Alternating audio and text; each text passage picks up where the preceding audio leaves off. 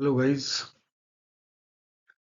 this is our second video on Indian Contract Act 1872.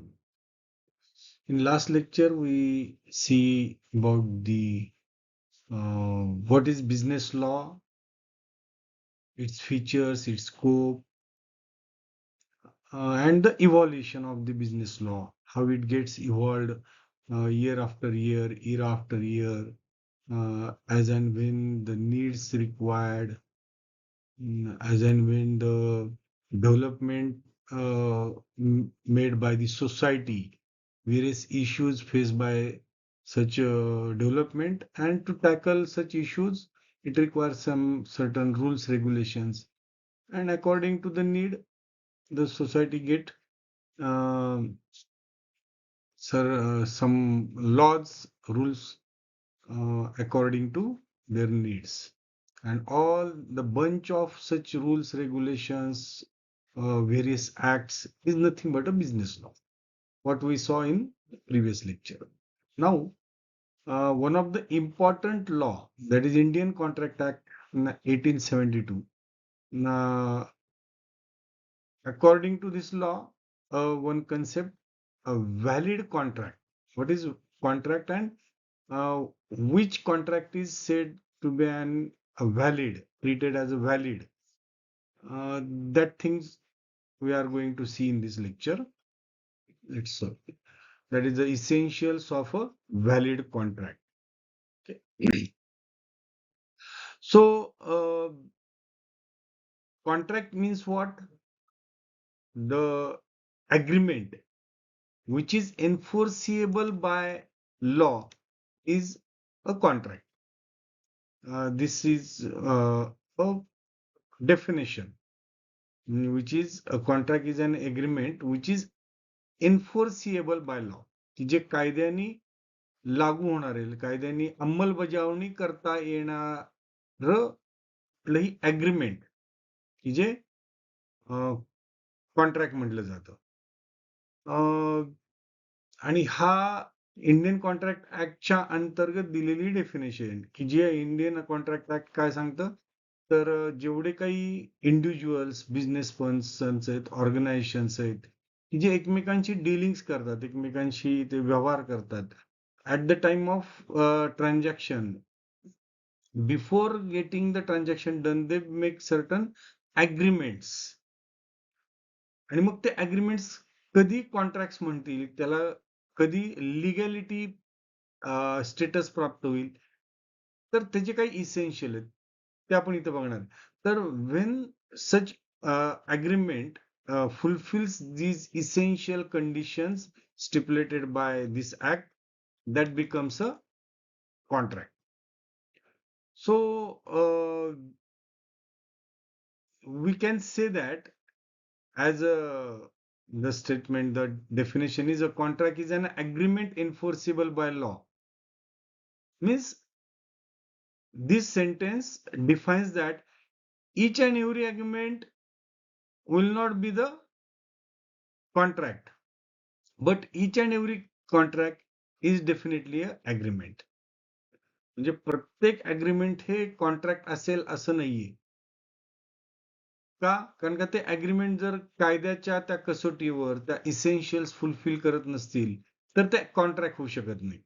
परंतु जे contract आहे ते नेमकं नेहमी अग्रीमेंट असणार आहे, कारण का अग्रीमेंट केल्याशिवाय कॉन्ट्रॅक्ट बनवू शकत नाही. आणि जे अग्रीमेंट कायद्याने व्हॅलिड आहे ते कॉन्ट्रॅक्ट असं आपल्याला म्हणता येईल. म्हणजे only those agreements that satisfy all the legal requirements, that becomes a valid contract. म्हणून त्यासाठी काही आपल्याला ते इसेन्शियल्स काय आहेत, त्या सगळ्या गोष्टी बघाव्या लागतील. आणि म्हणून मग व्हॅलिड कॉन्ट्रॅक्ट म्हणजे काय? तर it is an agreement that fulfils the all legal requirements mentioned by or stipulated by Indian Contract Act and can be enforced by any court of law, की जे कुठल्याही कोर्ट ऑफ लॉ कडनं ते एन्फोर्सिएबल होऊ शकतं. म्हणजे जे लागू होणार आहे, जे अंमलबजावणी करता येणार आहे, असं कुठलंही ॲग्रीमेंट, की जे या सगळ्या लीगल रिक्वायरमेंट्स फुलफिल करतं, त्याला कॉन्ट्रॅक्ट म्हटलं जाईल.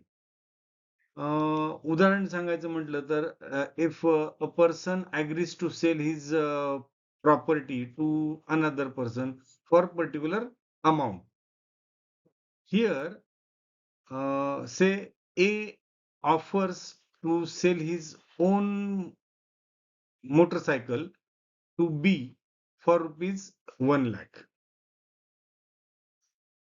And at that time, B accepts the offer. आणि त्यावेळेस त्या B नी ते accept केलं. आता हे इथं 2 पार्टीज आहेत, A and B. तर ह्या दोन्ही पार्टीजनी जे काही ॲग्रीमेंट केलेलं आहे, हे ॲग्रीमेंट व्हॅलिड कधी होईल? तर त्याला काही इसेन्शियल्स दिलेले, ज्याला काही कंडिशन्स दिल्या आहेत, त्या जर फुलफिल होत असतील, तर त्याला व्हॅलिड आहे. नॉर्मली ते कुठलेही इल्लीगल कंटेंट्स नसले पाहिजेत, त्यात ॲग्रीमेंट्स नसल्या पाहिजेत. दोघांनाही ते मान्य असलं पाहिजे. ऑफर देणारा म्हणजे इथं एनी ऑफर दिली आणि बीने ॲक्सेप्ट केली. ह्या दोघांनी त्या mutually they have to agree all conditions. त्याचबरोबर दे शुड बी ॲडल्ट्स, म्हणजे ते कायदेशीरदृष्ट्या सज्ञान असले पाहिजेत. दे should be mentally sound, both parties.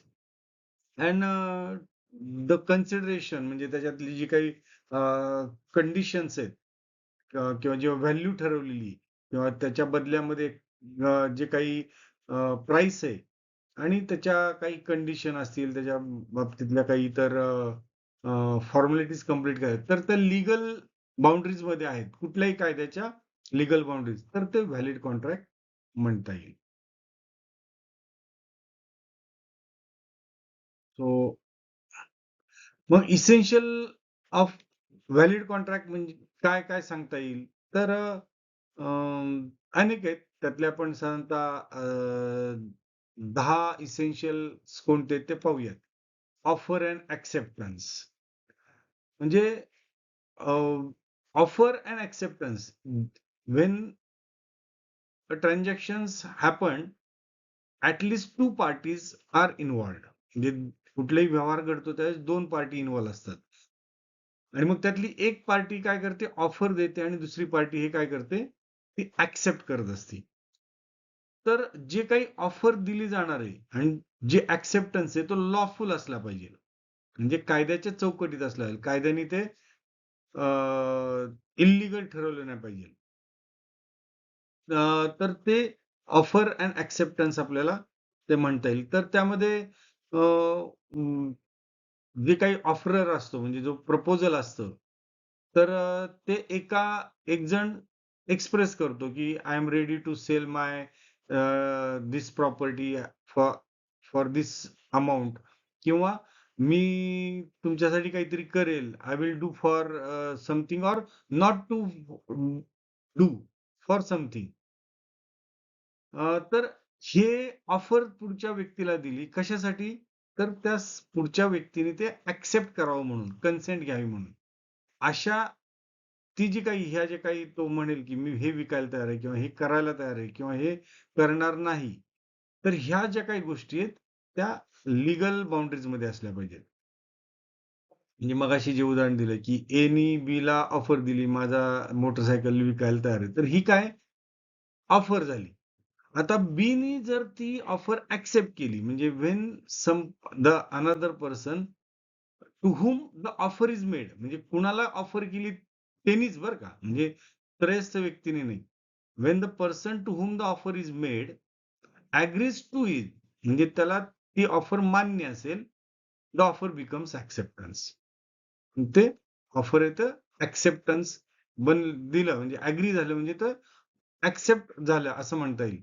And when such acceptance is there, it becomes a contract.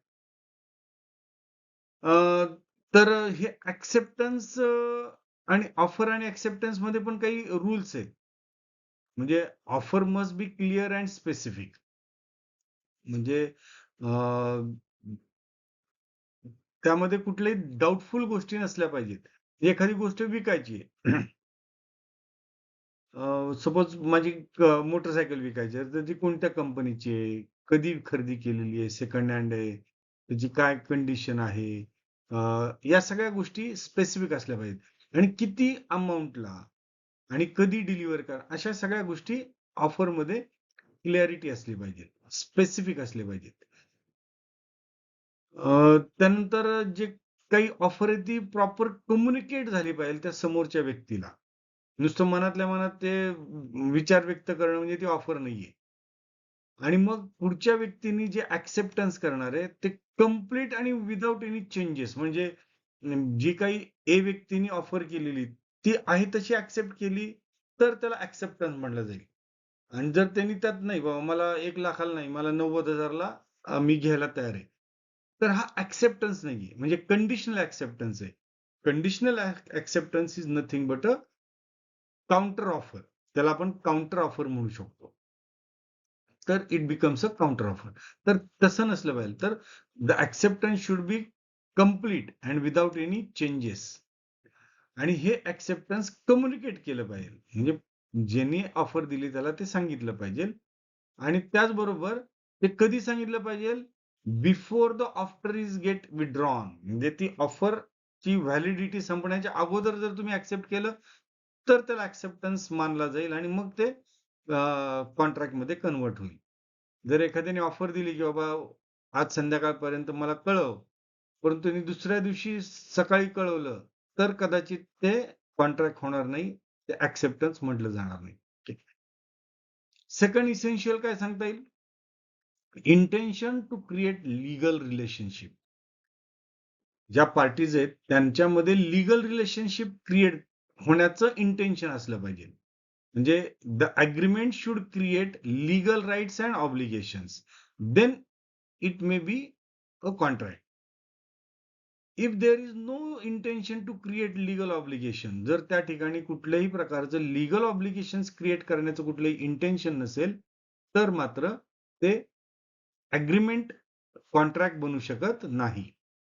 दुसऱ्या शब्दात सांगायचं म्हटलं तर both parties should understand that if one party fails to perform the promise, the other party can take legal action. That means म्हणजे जर त्या दोन parties मध्ये हे क्लिअरिटी आहे, की जर त्यातल्या कुठल्याही एका पार्टीनी जे काही ठरलेलं अग्रीमेंट असेल, ते जर त्यांनी ठरवलेल्या गोष्टी केल्या नाहीत कोणी, डिफॉल्ट ठरला, तर अपोजिट पार्टी लीगल ऍक्शन घ्यायला केपेबल असली पाहिजे. म्हणजे ती घेऊ शकते. असे अग्रीमेंट ते कॉन्ट्रॅक्ट बनू शकतात. म्हणजे without intention of any agreement, म्हणजे विदाउट इंटेन्शन कशाचं, की फक्त सोशल, मॉरल किंवा डोमेस्टिक प्रॉमिस असेल, तर it can't become a valid contract. ते व्हॅलिड कॉन्ट्रॅक्ट म्हणतात कारण का ते लीगल रिलेशनशिप क्रिएट करत नाही. म्हणजे काय, काय म्हणता येईल, उदाहरण द्यायचं म्हटलं तर लव्ह अफेक्शनच्या माध्यमातून जर काही प्रॉमिसेस केले असतील, तर इट बिकम्स अ म्हणजे हे प्रिन्सिपल म्हणजे intention to create a legal relationship. Intention to create legal relationship हे जे काही इसेन्शियल आहे, हे का महत्वाचं आहे? Why it is important? If there is no legal relationship is built through such agreement, it can't be enforceable, legally enforceable. That's why it can't become a valid contract. For example, friends make a promise to another friend or family member. Suppose वडिलांनी मुलाला सांगितले की बाबा 90% marks पडले म्हणजे मी bike घेऊन देणार, आणि 90% मार्क्स पडले आणि वडिलांनी बाईक घेऊन दिली नाही, तर मुलगा काही लिगली कोर्टात चॅलेंज करायला जाणार नाहीये. किंवा मदत करतात एक शेजार-पाजारचे एकाच सोसायटीमधले. म्हणून ती मदत नाही केली म्हणून काही ते प्रॉमिस मोडलं म्हणून कोर्टामध्ये खेचलं जाणार नाही. तर अशा प्रकारचे जे काही प्रॉमिसेस असतात, की ज्याचं लीगली कुठलेही opposite party in case of Breach of contract legal actions घेणार नाहीयेत, घेऊ शकणार नाहीयेत. अशा ॲग्रीमेंटला व्हॅलिड कॉन्ट्रॅक्टमध्ये कन्व्हर्ट होता येत नाही, होऊ शकत नाही. म्हणजे love, affection, friendship, family relationship या सगळ्या गोष्टी मधून क्रिएट झालेले ॲग्रीमेंट्स म्हणजे कॉन्ट्रॅक्ट्स बनवू शकत नाहीत. अं, की ज्यांच्यामध्ये लीगल रिलेशनशिप कॉन्सिक्वेन्सेसच्या केसमध्ये डेव्हलप होऊ शकत नाहीत अशी. So this is the second essential. Third essential काय सांगता येईल? Lawful consideration.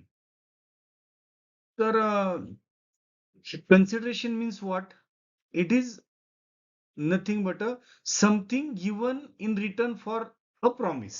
म्हणजे मगाशी जे उदाहरण घेतलं होतं की A offers B to sell, he is ready to sell his motor car for 1 lakh. तर for 1 lakh is the price, म्हणजे तो विकायला तयार आहे, हे प्रॉमिस आहे त्याचं. परंतु कशाच्या बदल्यामध्ये? 1 लाखाच्या बदल्यात. म्हणजे the price of the promise is nothing but a consideration. Consideration म्हणजे किंमत. मग किंमत ही फक्त काही पैशामध्येच असेल असं नाहीये. It can't be in rupees only. म्हणजे ते काय असू शकतं, म्हणजे त्याचं जर डेफिनिशन सांगायचं म्हणली तर डुईंग समथिंग, म्हणजे consideration may be doing something or not doing something, म्हणजे काहीतरी करेल च्या बदल्यामध्ये किंवा काही करणार नाही, किंवा even promising to do something or promising not to do something, म्हणजे प्रत्यक्ष कृती करणं किंवा न करणं, किंवा कृती करण्याबद्दल किंवा न करण्याबद्दल प्रॉमिस करणं, हे कन्सिडरेशन मध्ये येऊ शकतं, हे कन्सिडरेशन असू शकतं. फक्त त्याचे फीचर्स असावे लागतात. म्हणजे काय फीचर्स आहेत? तर इट मस्ट बी लॉफुल, म्हणजे ते कायद्याच्या चौकटीत आहे. कुठल्याही कायद्याने ते बॅन नसलं पाहिजे. म्हणजे कुठलंही इल्लीगल नसलं पाहिजे. मला 1 लाख रुपये दे, मी ह्याचा खून करेल किंवा ह्याला मारेल. हे लॉफुल कन्सिडरेशन असू शकत नाही. कन्सिडरेशन हे दोन्ही पार्ट्यांचं एकमेकांचे, म्हणजे आता उदाहरण जे दिलं की ए नी बी ला कार विकणार आणि बी ए ला 1 लाख रुपये देणार. तर ए च्या दृष्टीने कन्सिडरेशन काय? 1 लाख रुपये. आणि बी च्या दृष्टीने कन्सिडरेशन काय? मोटरसायकल किंवा कार. म्हणजे बोथ पार्टीच्या दृष्टीने ते कन्सिडरेशन आहे. तर ते लॉफुल असलं पाहिजे. आणि it must be given at the desire of the promisor, म्हणजे प्रॉमिसर म्हणजे जो ऑफरर आहे, ज्यांनी ऑफर केली, त्याच्या इच्छेनुसार ते असलं पाहिजे. म्हणजे थोडक्यात दोघांनाही ते मान्य असलं पाहिजे. आणि it may B money, goods, services किंवा ऍक्ट, म्हणजे वस्तू स्वरूपात असेल, एखाद्या सेवेच्या स्वरूपात असेल, किंवा कुठली कृती असेल, तर ते कन्सिडरेशन म्हटलं जाऊ शकते. त्यानंतर पुढची इसेन्शियल काय सांगता येईल? Capacity of parties. म्हणजे कॅपॅसिटी ऑफ पार्टीज म्हणजे ज्या पार्टी इन्व्हॉल्व असणार आहेत, 2 किंवा अधिक व्यक्ती त्या कॉन्ट्रॅक्टमध्ये, अग्रीमेंटमध्ये, they should be legally competent. म्हणजे कायदेशीर दृष्ट्या ते कॉम्पिटंट असले पाहिजे. तर कॉम्पिटंट म्हणजे काय? की ज्यांचं जे मेजर आहे, म्हणजे who has completed 18 years of his age, ही एक कंडिशन आहे. अजून he should be a sound mind, म्हणजे ती व्यक्ती, he or she should be sound mind, म्हणजे कुठल्याही, म्हणजे चांगल्या मनस्थितीत असली पाहिजे, नॉर्मल माइंड स्टेटमध्ये असली पाहिजे. आणि he or she not disqualified by law, म्हणजे ती व्यक्ती कुठल्याही कायद्याने डिस्क्वालिफाईड नसली पाहिजे. तर अशी व्यक्ती असेल तर मग कॉन्ट्रॅक्ट करू शकते. व्हॅलिड, म्हणजे अशा व्यक्तींनी केलेलं कॉन्ट्रॅक्ट, दोन्ही व्यक्तींना ह्या तिन्ही कंडिशन, म्हणजे काय काय? मेजर असलं पाहिजे, साऊंड माइंड असलं पाहिजे, आणि नॉट डिस्क्वालिफाईड बाय लॉ. तर ह्या तिन्ही कंडिशन फुलफिल होणाऱ्या दोन्ही पार्टीज असतील तर त्यांनी केलेलं कॉन्ट्रॅक्ट हे व्हॅलिड कॉन्ट्रॅक्ट होईल. कुठल्याही मायनर पर्सन असेल, अनसाऊंड माइंड म्हणजे थोडं वेड्याचे, डोक्यावर परिणाम झालाय, म्हणजे थोडक्यात का, तर ज्या कंडिशन्स, ज्या अग्रीमेंट्स आहेत, त्याचा अर्थ, त्याचे कॉन्सिक्वेन्सेस, त्याचे परिणाम समजू शकणारी व्यक्ती पाहिजे. म्हणून अनसाउंड माइंड नाही. किंवा वेगळ्या अशा अनसाउंड माइंड स्टेटमध्ये म्हणजे एखादी दारू पिलेली व्यक्ती आहे आणि दारू पिलेल्या अवस्थेत त्यांनी कॉन्ट्रॅक्ट केलं, तर त्याला कदाचित त्याचे परिणाम काय आहेत हे समजू शकणार नव्हतं. तर अशा व्यक्तींनी केलेलं कॉन्ट्रॅक्ट व्हॅलिड असू शकत नाही.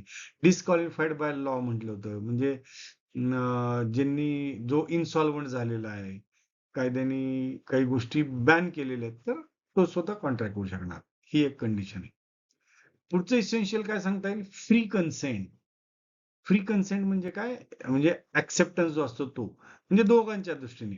The consent means the both parties म्हणजे जेवढ्या पार्टीज इन्व्हॉल्व आहेत, agrees to the same thing in the same sense. म्हणजे same thing in the same sense. त्याचं एक लॅटिन वर्डमध्ये एक त्याला असं म्हटलं जातं, कॉन्शियस कॉन्शियन्सस ॲड इदम. कॉन्शियन्सस ॲड इदम असं एक लॅटिन वर्ड आहे, फ्रेज आहे. तर ह्याचा अर्थ काय? Agreement.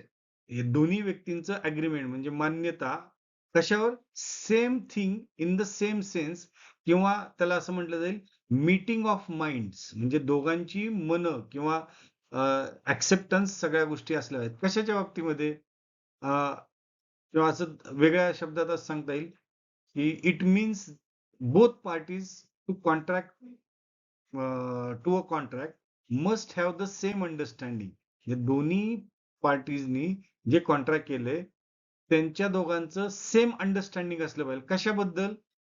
About the subject matter, term, conditions ज्या काही अग्रीमेंटच्या आहेत, या सगळ्या गोष्टींबद्दल सारखंच अंडरस्टँडिंग त्याचा अर्थ दोघांनाही सारखा माहीत असला पाहिजे, ते समजलेलं असलं पाहिजे. त्यालाच म्हटलं जातं, की मीटिंग ऑफ माइंड्स. म्हणजे agreement on the same things in the same sense that is the consensus ad idem. ही लॅटिन फ्रेज त्याला म्हटलं जातं. तर अशा पद्धतीने असेल तर आणि जर दोन्ही पार्टींमध्ये जर ते अग्रीमेंट वेगळं म्हणजे दोघांचं अंडरस्टँडिंग वेगवेगळं असेल दोन्ही अग्रीमेंटच्या कंडिशन मधले, तर ते व्हॅलिड कॉन्ट्रॅक्ट होऊ शकत नाही. कसं उदाहरण देता येईल? म्हणजे असं कोणतंही कॉन्ट्रॅक्ट इनव्हॅलिड होईल, की जर त्याच्यात मिसअंडरस्टँडिंग असतं. कशाच्या बाबतीत? Identity of goods. म्हणजे आयडेंटिटी जी काही केली जाते, गुड्स कोणती वस्तू. म्हणजे माझ्याकडे 2 लॅपटॉप आहेत आणि मी म्हटलं, "माझा लॅपटॉप तू घेतो का ₹20,000 ला?" तर म्हणजे एक एक लॅपटॉप आहे Dellचा एक लॅपटॉप आहे काय Lenovoचा आणि मी फक्त म्हटलं, की पुढच्या व्यक्तीला, "मी लॅपटॉप विकतो 40,000 ला घेणार का?" तर मी मनात विचार केला होता, की मी Lenovoचा लॅपटॉप विकणार आणि त्यांनी गृहीत धरलं, की Dellचा लॅपटॉप मी विकणार आहे. म्हणजे आयडेंटिटी ऑफ द गुड्स ह्याच्याबद्दल मिसअंडरस्टँडिंग आहे. नेचर ऑफ द कॉन्ट्रॅक्ट म्हणजे त्याचं कॉन्ट्रॅक्टचा प्रकार काय? म्हणजे काय त्याच्यातल्या कंडिशन्स काय आहेत? प्राइस म्हणजे कन्सिडरेशन, क्वांटिटी, क्वालिटी, त्यामध्ये इन्व्हॉल्व असलेल्या पार्टीज म्हणजे बेनिफिशियरीज असतील आणि कधी ते कॉन्ट्रॅक्ट परफॉर्म करायचं. अशा अनेक ज्या काही संबंधित कॉन्ट्रॅक्ट कुठलेही अग्रीमेंट कॉन्ट्रॅक्ट करताना ज्या गोष्टी त्यात इन्व्हॉल्व असतात, जर त्याच्या संदर्भात जर काही दोघांमध्ये मिसअंडरस्टँडिंग असतील, तर ती फ्री कन्सेंट म्हणता येणार नाही किंवा त्याला दोघं पण सेम अंडरस्टँडिंगच्या स्टेटमध्ये नसणार आहे. So consent must be given freely आणि ती फ्री नसलं तर मात्र त्याला व्हॅलिड कॉन्ट्रॅक्ट होत नाही आणि हे फ्री कन्सेंट कशाचे असतं कशाच्या ह्याच्यावर असलं पाहिजे? तर फोर्स किंवा थ्रेट्सनी घेतलेलं नसलं पाहिजे. म्हणजे धमकावून किंवा बळजबरीने अनड्यू इन्फ्लुअन्स म्हणजे कुणाचा तरी दबाव आणून ते ॲक्सेप्टन्स घेतलाय किंवा फ्रॉड चुकीची माहिती किंवा काही फसवणूक करून, मिसरिप्रेझेंटेशन करून किंवा चुकून सुद्धा काही कदाचित चुकून गोष्टी होतात. तर it is also not allowed. म्हणजे फ्री कन्सेंट असेल, तर ते इसेन्शियल व्हॅलिड कॉन्ट्रॅक्ट म्हटलं जाईल. त्यानंतर लॉफुल ऑब्जेक्ट ऑब्व्हियसली हे तर असणारच आहे. म्हणजे पर्पज ऑफ द कॉन्ट्रॅक्ट म्हणजे पर्पज म्हणजे काय? ऑब्जेक्टिव्ह त्याचं रिझन त्या कॉन्ट्रॅक्ट मधलं. तर दोन्ही पार्टीजमध्ये अ, क ते कॉन्ट्रॅक्ट ज्या कारणासाठी केलं जाणार आहे, त्यामध्ये ज्या गोष्टी इन्व्हॉल्व आहेत, ते लॉफुल असलं पाहिजे. कायद्याच्या चौकटीत बसणं. म्हणजे ते इल्लीगल नसलं पाहिजे, इमॉरल नसलं पाहिजे, फ्रॉडलंट नसलं पाहिजे. इव्हन पब्लिक पॉलिसीच्या अगेन्स्ट कुठलंही नसलं पाहिजे. कुणाला तरी दुखापत करायची किंवा हर्ट करायचंय, इंजुरी करायचे, तर याच्या प्रकारचे कुठलेही जर कन्सिडरेशन किंवा त्यात स्टिप्युलेशन्स, कंडिशन असतील की ज्या कायद्याच्या चौकटीत बसत नाही, तर ते व्हॅलिड नाहीये. म्हणजे लॉफुल ऑब्जेक्ट असलं पाहिजे, तर ते एन्फोर्सिएबल होऊ शकतं. म्हणजे अंमलबजावणी करता येऊ शकते आणि कायद्याने त्याला मान्यता मिळू शकेल. तर हे एक आपल्याला सांगता येईल. त्यानंतर आणखी काय, तर सर्टनिटी ऑफ टर्म्स. म्हणजे ज्या कॉन्ट्रॅक्टमध्ये टर्म्स कंडिशन्स आहेत त्या सर्टन क्लिअर असल्या पाहिजेत. म्हणजे कुठलीही अँबिग्युटी नसली पाहिजे. क्लिअर अँड डेफिनाइट कंडिशन्स असल्या पाहिजेत. वेग अनक्लिअर टर्म्स असतील तर त्या एन्फोर्सिबल असू शकत नाहीत. त्या अंमलबजावणी करताना दोघांच्या दृष्टीने मिसअंडरस्टँडिंग होतात. त्यात स्पेसिफिकेशन असलं पाहिजे. म्हणजे मगाशी जे उदाहरण दिलं, 2 लॅपटॉप आहेत, कुठला बॅकअप म्हणजे क्लॅरिटी नाहीये किंवा माझा लॅपटॉप एकच आहे किंवा मग विकणाऱ्याला त्याचं इव्हन गाडी विकायची आहे. तर कुठली गाडी, कुठल्या मेकची, किती जुनी आहे, किती कुठल्या कंडिशन, ह्या सगळ्या क्लॅरिटी पाहिजे. अनसर्टन नाही, फक्त वेगळी I will sell you a car एवढं म्हटलं की झालं असं नाही. Specification should be there. म्हणजे सर्टन टर्म्स असले पाहिजेत. मग त्यामध्ये माझी या वर्षाची या कंपनीची हे रजिस्ट्रेशन नंबर असलेली एवढ्या किमतीला मी विकणार आणि त्याची डिलिव्हरी या तारखेला देणार. या अशा सगळ्या सर्टन गोष्टी जर त्या ऑफरमध्ये असेल आणि पुढच्यानी ते ऍक्सेप्ट केलं तर it becomes a valid contract. त्यानंतर आणखी एक त्यातला इसेन्शियल काय सांगता येईल, पॉसिबिलिटी ऑफ परफॉर्मन्स. म्हणजे the contract must be capable of being performed. म्हणजे ते अग्रीमेंट आहे, ते अग्रीमेंट कायद्याच्या दृष्टीने परफॉर्म करण्यासारखं असलं पाहिजे, अंमलबजावणी करता येण्यासारखं असलं पाहिजे. जर अग्रीमेंट असं केलं की जे इम्पॉसिबल आहे, पॉसिबल नाहीये, म्हणजे कायद्याच्या दृष्टीने पण आणि शक्यतेच्या दृष्टीने सुद्धा, if it is impossible it can't be valid. म्हणजे असं म्हटलं होतं की I will bring you the moon to the earth. आता हे प्रेमामध्ये दिलं जाऊ शकतं. परंतु मी अमुक एखादी गोष्ट की जी शक्यच नाहीये, ती एखाद्या कारणाच्या अगेन्स्ट मी देऊ करेल किंवा it can't be a valid contract, ते व्हॉइडच असू शकतं. किंवा असं पण एखाद्या कन्स्ट्रक्शन कंपनीने सांगितलं की मी एका दिवसात 50 मजली बिल्डिंग बांधून देऊ शकतो, मला एवढे पैसे द्या. ते अग्रीमेंट होऊ शकणार नाही. It is just impossible, not difficult, it just impossible. की एका दिवसात 50 मजली इमारत नव्हे, नुसतं पायाभरणी सुद्धा होणार नाहीये. तर it is quite impossible. So such contract may not be possible, so it becomes a void. So it is such agreement becomes a invalid contract. आणखी त्या पुढचा एक काय सांगता येईल, नॉट एक्सप्रेसली डिक्लेअर्ड व्हॉइड. म्हणजे की जे असं पण agreement not expressly declared void, की जे काय म्हणता येईल अग्रीमेंट की जे belongs to certain category of agreement, की जे कायद्याच्या हा जो काही इंडियन कॉन्ट्रॅक्ट ऍक्ट दिलेला आहे त्या कायद्यामध्ये अशा काही गोष्टी दिलेल्या आहेत की या जर गोष्टी त्या अग्रीमेंट मध्ये असेल तर ते व्हॅलिड नाहीये. म्हणजे काय, तर agreements in restriction of marriage, agreement in restriction of trade, agreement restricting legal proceedings, gambling, betting, अशा प्रकारच्या ज्या काही त्यात कंडिशन असतील त्यामध्ये अग्रीमेंट्स मधल्या फुलफिलमेंट, तर ते व्हॅलिड नाहीये, ते कायद्याने मान्य नाहीये आणि ते एन्फोर्स होऊ शकत नाही. आणि लास्ट काय लीगल फॉर्मॅलिटीज, जिथं गरज आहे तिथं. गरज आहे तिथं म्हणजे याचा अर्थ काय? म्हणजे ॲग्रीमेंट हे ओरली पण असू शकतं आणि रिटन पण असू शकतं. म्हणजे त्याला काही प्रत्येक ट्रान्झॅक्शन हे लिखित स्वरूपातच आधी ॲग्रीमेंट करा, त्याचं साइन घ्या, कॉन्ट्रॅक्ट बनवा आणि मगच ते एक्झिक्यूट करा. आपण एखाद्या दुकानात गेलो आणि एखादी वस्तू हे कितीला विचारलं, त्यांनी किंमत सांगितली, आपल्याला ॲक्सेप्ट केली, हो, द्या मला आणि ते पैसे दिले, घेतलं. इथं कुठं लिखापडीची आवश्यकता नाही. जास्तीत जास्त आपण एक बिल घेऊया, म्हणजे तो व्यवहार झाल्याचा प्रूफ म्हणून. परंतु before doing transaction we never made any return contract. ते कॉन्ट्रॅक्टच असतं, परंतु रिटर्न करत नाही. ते ओरल आहे. परंतु काही कॉन्ट्रॅक्टमध्ये, काही ॲग्रीमेंटमध्ये काही लीगल फॉर्मॅलिटीज कराव्या लागतात आणि त्या रिटर्नमध्ये असाव्या लागतात. म्हणून मग काही रजिस्ट्रेशन्स करायची आहेत. म्हणजे इमूव्हेबल प्रॉपर्टीच्या बाबतीत मोठ्या ट्रान्झॅक्शन, ह्यूज अमाउंट इन्व्हॉल्व असलेले ट्रान्झॅक्शन. का तर उद्या तोंडी ॲग्रीमेंटवर कदाचित त्या गोष्टी पुढे कॉन्सिक्वेन्सेस क्रिएट झाले तर लीगली स्टँड घेताना अडचण येतील.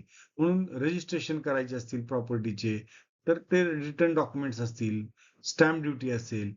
तर जिथं-जिथं कायद्याने गरजेचं आहे, कायद्याने ठरवलंय की हे असायला पाहिजे, तर त्या गोष्टी केल्याच पाहिजेत. तर ते इसेन्शियल म्हणता येईल. तर हे असे 10 इसेन्शियल्स आपल्याला सांगता येतील, की जे व्हॅलिड कॉन्ट्रॅक्टमध्ये कन्व्हर्ट होऊ शकतात. जर ह्या सगळ्या कंडिशन फुलफिल होत असतील तर. समरी दिलेली आहे. आय थिंक हे समरी तुम्हाला नंतर हे सगळं पीडीएफ पाठवून देणार आहे. त्यामध्ये तुम्हाला हे पाहायला मिळेलच. तेच आहे सगळे 10 इसेन्शियल्स टेबल फॉर्मॅटमध्ये पुटअप केलेले आहेत. कोणकोणते इसेन्शियल्स आहेत आपल्याला ते आपण बघितले. मग आता कन्क्लुजन काय? तर contract becomes valid only when it satisfy all essential, ज्या काही 10 इसेन्शियल आपण चर्चा केली, ते सगळे जर फुलफिल होत असतील कुठल्याही ॲग्रीमेंटमध्ये, तर it becomes a valid contract.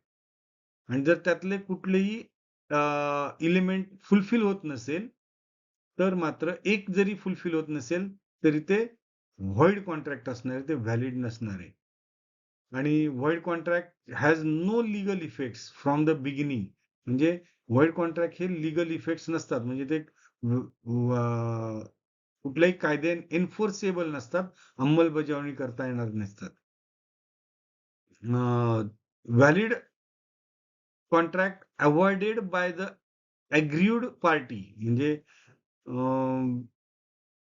म्हणजे व्हॉइडेबल कॉन्ट्रॅक्ट म्हणजे की जे ज्या काही पार्टीज इन्व्हॉल्व आहेत, त्यांनी काही गोष्टी त्यातल्या म्हणजे 2 व्हॉइड कॉन्ट्रॅक्ट आणि व्हॉइडेबल कॉन्ट्रॅक्ट म्हणजे काय? व्हॉइड कॉन्ट्रॅक्ट हे इनिशियल लेव्हललाच ते व्हॉइड असतात आणि व्हॉइडेबल म्हणजे फ्री कन्सेंट नाहीये किंवा पुढे जाऊन काही चुकीच्या गोष्टी केल्या, तर ते व्हॉइडेबल कॉन्ट्रॅक्ट होऊ शकतं. अनफोर्सेबल म्हणजे कायद्याच्या चौकटीत न बसणारं, कायद्याचे लॉफुल नसेल, तर ते पॉसिबलच नाहीये. म्हणून व्हॅलिड कॉन्ट्रॅक्टचा एक फॉर्म्युला काय सांगता येईल? ॲग्रीमेंट असलं पाहिजे, येस. त्याचबरोबर ते लीगल एन्फोर्सेबल असले पाहिजे, एन्फोर्सिबिलिटी असली पाहिजे आणि ऑल 10 इसेन्शियल एलिमेंट्स फुलफिल करणार असलं पाहिजे. तर it becomes a valid contract. So this is the essentials of valid contract, हे आपण या लेक्चरमध्ये पाहिलं. आता आपण नेक्स्ट लेक्चरमध्ये पुढचा पार्ट पाहूया. Thank you very much.